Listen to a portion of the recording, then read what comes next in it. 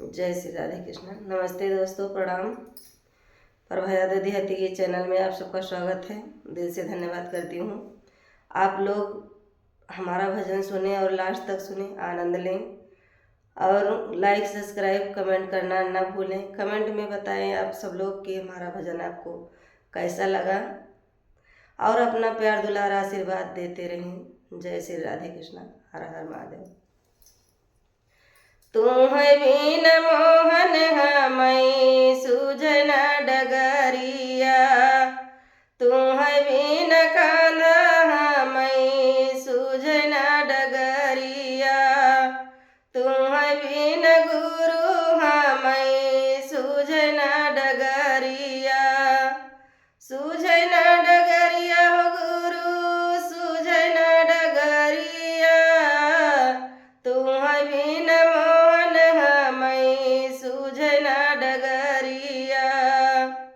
एक दिन अवत्या कांधा हमारे नगरिया, एक दिन अवत्या कांधा हमारे नगरिया, दुख सुख बंटत्या कांधा हम झलित बयरिया, तू है बिन कांधा हमई सूझन डगरिया, तू है बिन मोहन हमई सूझन डगरिया, तू है बिन गुरु हमई सूझन डगरिया।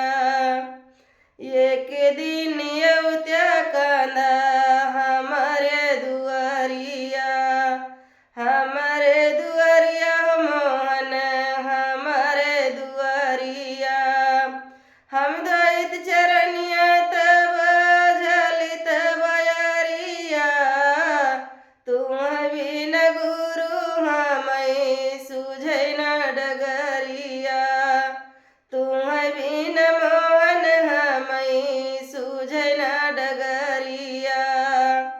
एक दिन अवत्या कांधा हमारे दलना, एक दिन अवत्या कांधा हमारे दलना, तू जत जवनवा हम झलित बयरिया, तू बिन कांधा हमई सूझन डगरिया, तू बिन मोहन हमई सूझन डगरिया।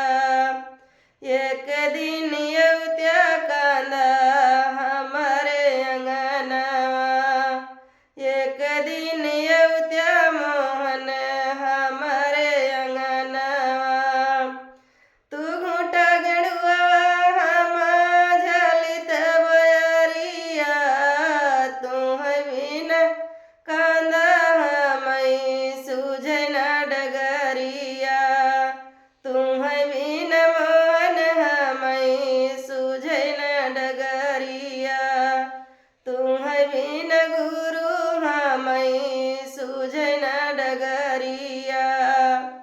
एक दिन अवत्या कांधा हमारे सेजरिया, एक दिन अवत्या मोहन हमारे सेजरिया, तू सब सुख नींदी झलित बयरिया, कांधा ओ हमई सूझन डगरिया, मोहन हो हमई सूझन डगरिया, तू बिन गुरु हमई सूझन डगरिया, सूझन